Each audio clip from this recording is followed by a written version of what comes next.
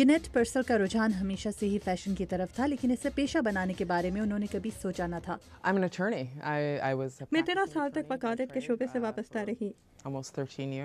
وکالت کے ساتھ ساتھ انہوں نے کپڑے ڈیزائن کرنے کا شوق بھی جاری رکھا۔ 1 سال پہلے انہوں نے وکالت ترک کر دی اور فیشن انڈسٹری میں قدم جمانے کا فیصلہ کیا۔ کپڑے ڈیزائن کر کے مجھے خوشی ملتی ہے۔ مجھے احساس ہوا کہ اگر میں اپنی تمام توجہ فیشن ڈیزائننگ کو دوں تو اسے بطور پیشہ اپنا سکتی ہوں۔ D C fashion foundation Washington میں فیشن انڈسٹری کے فروغ کے لیے قائم کیا گیا ادارہ ہے۔ پرسل کو اس ادارے کی جانب سے بطور فیشن ڈیزائنر چنا گیا۔ کرسٹین بروکس کہتی ہیں کہ اس ادارے کا مقصد واشنگٹن میں فیشن کی ترویج کرنا ہے۔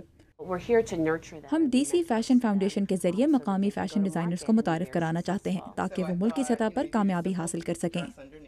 فیشن ڈیزائنرز اس پلیٹ فارم پر اپنے کام کے ساتھ ساتھ مختلف ماہرین سے رائے بھی حاصل کر سکتے ہیں۔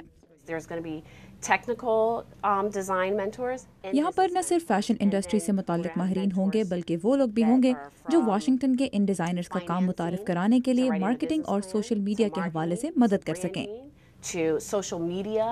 ٹیٹیانا کولینا بھی ایک ڈیزائنر ہیں اور جلد ہی ان کے ڈیزائن کردہ منفرد جوتے مارکیٹ میں دستیاب ہوں گے۔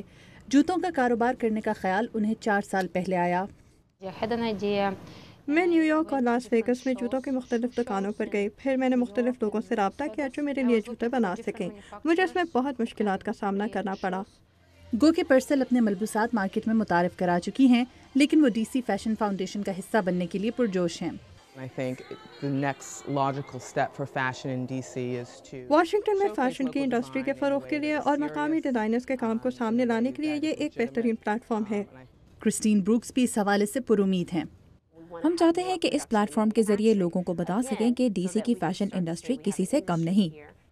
امریکی دارالحکومت میں یقیناً فیشن کی صنعت کی گنجائش موجود ہے۔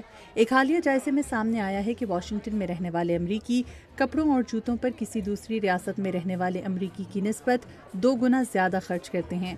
سوزن لوک کے ساتھ مدیحہ انور، اردو VOA۔